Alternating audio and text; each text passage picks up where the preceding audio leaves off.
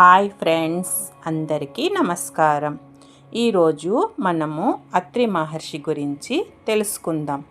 అత్రి మహర్షి ఎవరు అంటే మనకు తెలుసు కదా, సప్తమహర్షులు అని. వాళ్ళల్లో ఇతను ఒక్కరు అన్నమాట. అత్రి మహర్షి బ్రహ్మదేవుడి మనసులోంచి పుట్టాడు, అంటే బ్రహ్మ మానస పుత్రుడన్నమాట. అలా పుట్టిన అత్రి మహర్షి బ్రహ్మదేవుడు లోక సంరక్షణ కోసం నేను కొంతమందిని సృష్టిస్తున్నాను, నువ్వు గొప్ప తపశ్శక్తిని పొంది నాకు ఈ సృష్టి కార్యంలో సహాయపడాలి అని అడిగాడు.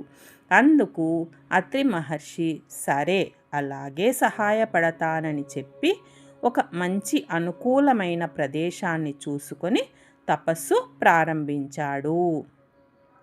ఈ మహర్షి చేసిన ఘోర తపస్సుకి ఆయన కళ్ళల్లోంచి ఒక గొప్ప తేజస్సు బయటకు వచ్చి భూమి ఆకాశం అన్ని దిక్కులా వ్యాపించిపోయింది. ఆ తేజస్సుని భూమాకాశాలు కూడా భరించలేకపోవడం వల్ల అది సముద్రంలో పడిపోయింది. ఇది బ్రహ్మదేవుడికి తెలిసి ఆయన ఆ తేజస్సుని అత్రి మహర్షికి పెళ్ళయ్యాక తేజస్సు యొక్క కొంత అంశతో చంద్రుడు కుమారుడుగా పుడతాడని, క్షీరసాగర మదన సమయంలో మిగిలిన అంశ వచ్చి చంద్రుణ్ణి కలుస్తుందని చెప్పి వెళ్ళిపోయాడు. కొంతకాలం తర్వాత అత్రి మహర్షి దేవహుతి కర్దముడు అనే దంపతులకు పుట్టిన 9 మంది కూతుళ్లలో ఒక కూతురైన అనసూయతో వివాహం జరిగింది. పెళ్లి చేసుకున్న అత్రి మహర్షి అనసూయతో కలిసి జీవిస్తున్నాడు. అనసూయాదేవి గొప్ప ప్రతివత్తిగా వినుతికెక్కింది. ఒకనాడు బ్రహ్మ విష్ణు మహేశ్వరులు ముగ్గురు అనసూయాదేవిని పరీక్షిద్దామని బయలుదేరి అత్రి మహర్షి ఆశ్రమానికి వచ్చారు. అత్రి మహర్షి అనసూయాదేవి వారి ఆతిథ్యం ఏర్పాట్లు చేస్తున్నారు. అప్పుడు త్రిమూర్తులు మహర్షితో, మాకు వడ్డించే స్త్రీ నగ్నంగా వడ్డించాలి అని అన్నారు. అనసూయాదేవి అంగీకారంతో అత్రి మహర్షి మీ కోరిక ప్రకారమే అన్నాడు. త్రిమూర్తులు స్నానం చేసి కూర్చున్నాక అనసూయాదేవి వారి మీద మంత్రజలము చల్లి చంటిపిల్లలుగా చేసి నగ్నంగా వడ్డించింది. మళ్ళీ దుస్తులు ధరించి వాళ్ళ ముగ్గురిని మంత్రజలంతో మామూలుగా చేసి తినండి అంది. భోజనం తర్వాత మళ్ళీ చంటిపిల్లల్ని చేసి ఉయ్యాలలో వేసింది. త్రిమూర్తులను వెతుకుతూ సరస్వతి, లక్ష్మి, పార్వతి వచ్చి అనసూయ దగ్గర ఉన్న చంటిపిల్లల్ని చూసి మా భర్తలను మాకు ఇవ్వు అని అడిగి అత్రి అనసూయల దగ్గను మా అంశలతో మీకు 3 పిల్లలు కలుగుతారని దీవించి వాళ్ళ భర్తలను తీసుకొని వెళ్ళిపోయారు. ఒకసారి కౌశికుడి భార్య సూర్యుడు ఉదయించగానే తన భర్త చనిపోతాడని తెలిసి సూర్యుణ్ణి ఉదయించకుండా చేసింది. అనసూయాదేవి సూర్యుడు ఉదయించేటట్లు చేసి కౌశికుని కూడా బ్రతికించడం జరిగింది. అత్రి మహర్షికి పిల్లలు లేరని 100 సంవత్సరాలు భార్యతో కలిసి తపస్సు చేశాడు. అప్పుడు త్రిమూర్తులు ప్రత్యక్షమై పిల్లలు కలిగేలా వాళ్ళను ఆశీర్వదించారు.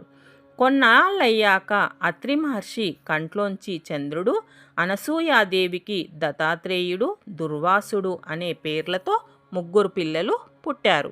ఒకనాడు అత్రి మహర్షి అనసూయను పిలిచి, మనకు మంచి ప్రవర్తన కలిగిన పిల్లలు కలిగారు కదా, నేనిక తపస్సు చేసుకోవడానికి వెళ్ళిపోదామనుకుంటున్నాను, నువ్వు కూడా నాతో వస్తావా, పిల్లల దగ్గర ఉంటావా అని అడిగాడు. అప్పుడు అనసూయాదేవి, స్వామి, మీకంటే నాకు పిల్లలు ఎక్కువ కాదు, కానీ పిల్లలు బాగా చిన్నవాళ్ళు, వాళ్ళు కొంచెం పెద్దవాళ్ళయ్యాక మనం వెడితే ధర్మంగా ఉంటుంది.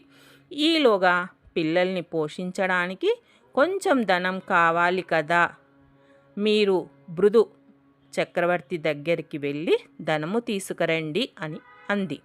ఆ సమయంలో భృగు చక్రవర్తి అశ్వమేధ యాగం చేస్తున్నాడు. అశ్వయాగాన్ని రక్షించడానికి తన కుమారుడితో వెళ్ళమని భృగు చక్రవర్తి అత్రి మహర్షిని అడిగాడు.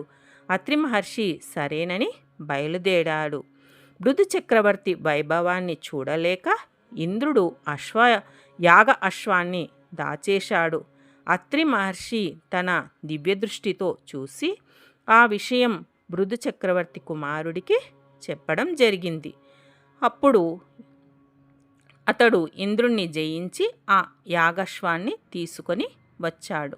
అశ్వమేధ యాగం పూర్తయ్యాక భృగు చక్రవర్తి ఇచ్చిన ధనము, వస్తువులు మొదలైన వాటిని తీసుకువెళ్ళి పిల్లలకిచ్చి అత్రి మహర్షి అనసూయదేవితో కలిసి తపస్సు చేసేందుకు వెళ్ళిపోయాడు. ఒకప్పుడు దేవతలకు రాక్షసులకు యుద్ధం జరిగింది. అందులో రాహు వేసిన అస్త్రాలకి సూర్యచంద్రులలో వెలుగు తగ్గిపోయి లోకమంతా చీకటైపోయింది. అప్పుడు అత్రి మహర్షి తన చూపులతో రాక్షసులందరినీ చంపేశాడు. ఎంతో మంది ఋషులు అత్రి మహర్షిని అడిగి పూజా విధానము, అభిషేకము, దేవతా ప్రతిష్ఠ, ఉత్సవాలు, దోషాలకు ప్రాయశ్చిత్తాలు మొదలైన వాటి గురించి తెలుసుకుంటూ ఉండేవాళ్ళు. Okay friends, thank you.